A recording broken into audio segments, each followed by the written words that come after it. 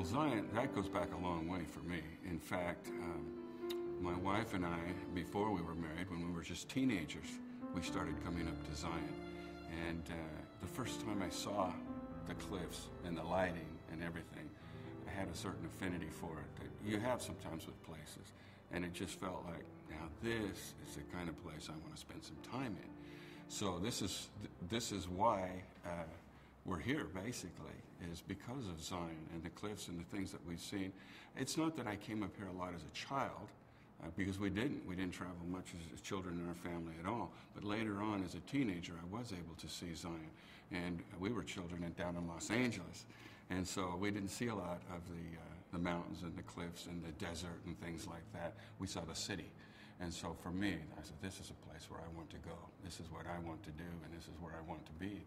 Later on, as I became a more diligent artist and had that as my career, then that not only became part of my home, but it became my studio and a place where I went to find solace. And I still go today to find solace in the confines of those cliffs and the amazing canyons and the reflected light and everything that makes Zion what it is.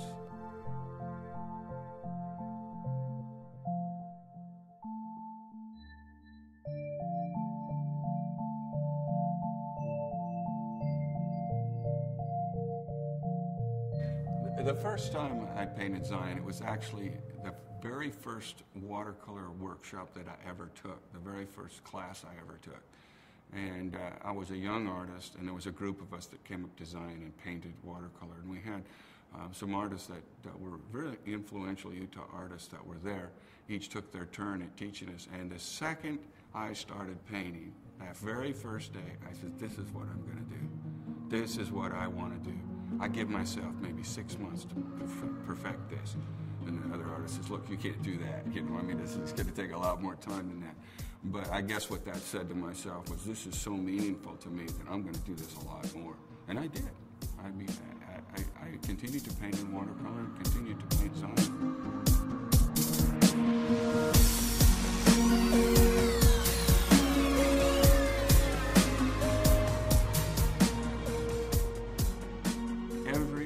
That I see, and every group of students,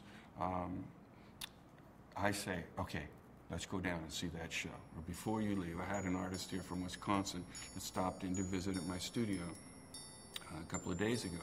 And I said, okay, first thing, you've got to go over here and see this show. You won't believe it. We've got Thomas Moran, we've got Ansel Adams, Gunnar Widforst, Maynard Dixon, all of these artists and photographers that everyone's heard of.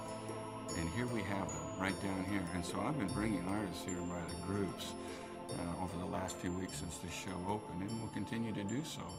And in fact, the local Watercolor Society formed a whole workshop just about Zion a couple of weeks ago. I taught a workshop and took the students up to Zion, and we painted on location. I wish you could have seen their eyes when we rode that shuttle bus down into the canyon. And we got off at the Court of the Patriarchs. Now, I want you to get off and sketch right here. Sketch your responses. And one of the ladies, as she was sitting there, one of these artists said to me, she says, I am so excited I can't even hold my hands still. We're going to be painting and working in Zion. And the excitement was just intense. And usually with a group of students, we might have to say, okay, now let's come over here and let's do this, and why don't you go over there? They were out of there like ants out of a jar. And they were working within the first 2 minutes that they got off of that shuttle and found a place, and they were sketching and working. And I just sat there and like, yeah, this is heaven. This is great. This is what this is all about. And it was.